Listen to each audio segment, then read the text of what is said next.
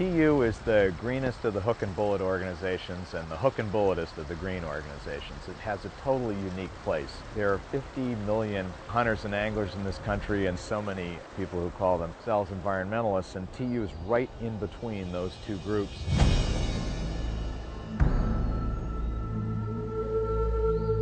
The power of rivers is elemental, undeniable. Rivers have forever formed the backbone of human civilization, and with good reason. Rivers give life. Cold rivers hold an elevated stature among a certain breed of sportsmen and naturalists.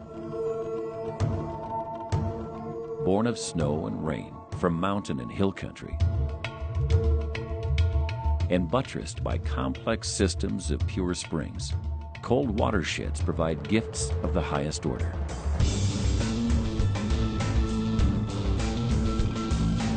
Not least among them is the trout, a quicksilver mix of strength, beauty, and mystery, held fast by the wash of cold, clean water.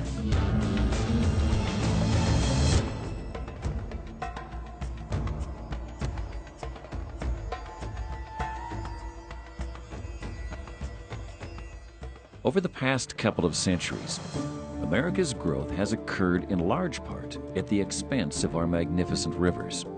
Cold watersheds in particular have paid a heavy price. As rivers get channelized, dammed, developed, and dumped in, trout and salmon habitat suffers.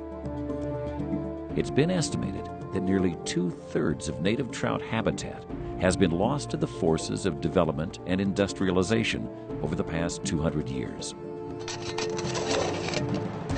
The hole dug for rivers and streams is a deep one, but for the last 50 years, a group of impassioned and dedicated trout lovers has fought tooth and nail to restore those imperiled watersheds and to protect those that haven't yet seen significant damage. And if you consider the countless hours and resources employed over the last half-century, the true meaning of the group's name comes to light. Trout Unlimited.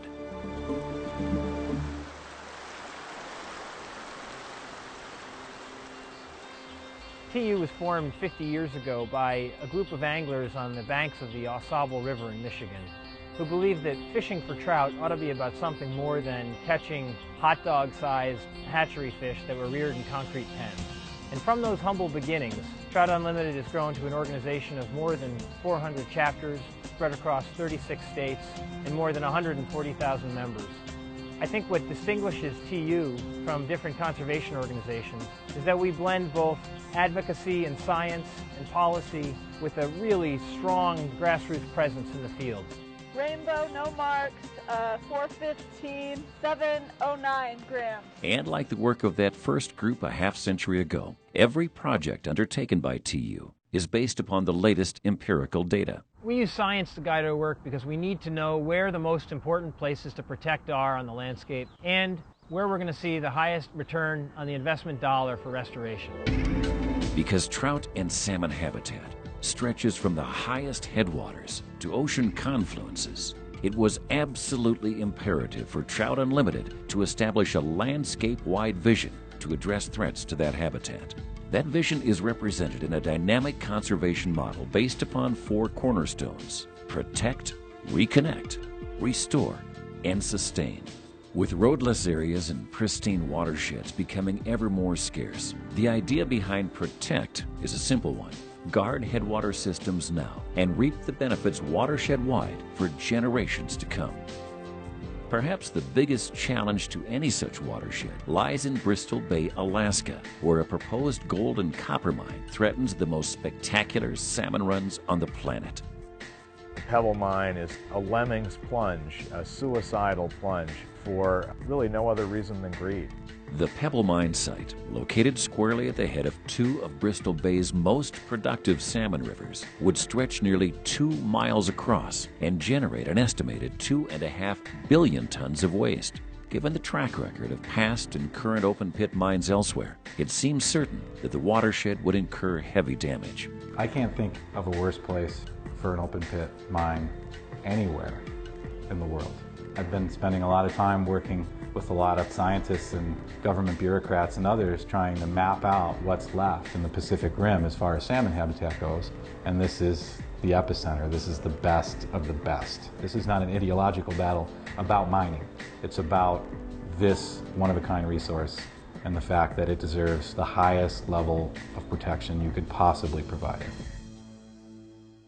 The repair of fragmented watersheds is the primary goal of Reconnect, done by working for sustainable year-round water flows and by removing obsolete dams. A compelling demonstration of this work can be found in the East, where 10 years after helping to remove the Edwards Dam on the Kennebec River, a TU-fueled effort has its sights on another Maine cold water gem. One of the great strengths of Trout Unlimited is the incredible network of volunteers that make up the organization. These people are the fabric of their communities, and because of that, they're able to not only identify emerging threats, but also incredible restoration opportunities. A great example of this is the Penobscot River in Maine, where by removing 2 dams and putting a bypass channel around the 3rd, we are restoring access to over 1,000 miles of habitat for Atlantic salmon and 10 other species of migratory fish. State and federal fisheries biologists think that this project is the last best chance to save this species in the United States. Restore is grounded in the hands-on work TU performs on damaged watersheds all over the country. Specific areas of concern include sedimentation, industrial and agricultural pollution, and overall floodplain health. A striking example of this work can be found in the limestone spring creeks of Wisconsin's driftless area, where an effort spearheaded by TU is beginning to reverse 150 years of massive stream bank erosion, the result of ill-advised agricultural practices. When the valley filled in with sediment, the stream, which used to be very narrow and deep, lost its channel, and it became braided, wide, 80, 90, 100 feet wide, 4 inches deep, and all of the overhead cover was removed. So we come in, we stabilize the stream banks, reconnect the stream to its floodplain, put in that overhead cover to get those fish numbers up. Now, our relationship with TU is very important because without them, we basically are dead in the water. We can't turn a wheel. They've been very supportive from us from a habitat standpoint, from a securing of funds standpoint, from policy decisions, from regulations. We get help from TU chapters all across the state, from Minnesota, from Iowa, that have come up here with work days, have given us money to do habitat restoration in these streams. Sustain highlights both the indispensable hands-on work done by TU volunteers all over the country and the effort to instill TU's conservation ethic in generations to come. I have more feeling with the fly rod than I do with any other type of fishing. 18-year-old Elizabeth Partisan is the youngest chapter president in the country. She and others like her will be the standard bearers for TU's vision well into the future. The reason why I wanted to become the chapter president is because I would be able to do more. Kids can see somebody that's closer to their age. They may feel like, hey, maybe I should get into this. This is something that may affect me. Elizabeth's passion for trout water was fueled by her family, and that's a model that holds true regardless of demographic. Liz Storer has devoted a fair portion of her life to the protection of cold watersheds. My dad taught me an appreciation for the outdoors. Both my parents did. I think if I can leave a legacy that hands that off to the next generation, then I've done well.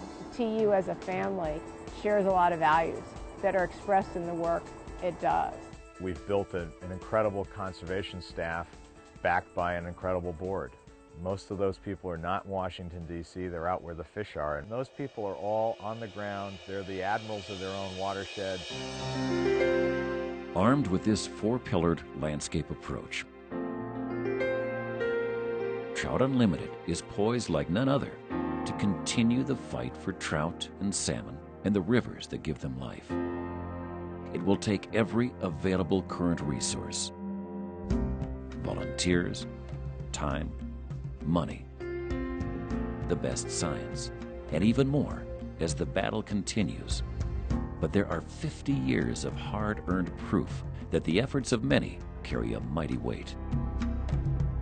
When those who continue look back after the next 50 years, they will see a second half-century marked by growing cold water vitality and a more complete habitat system for the trout and salmon that continue to pull us to the one place we most want to be, our home waters.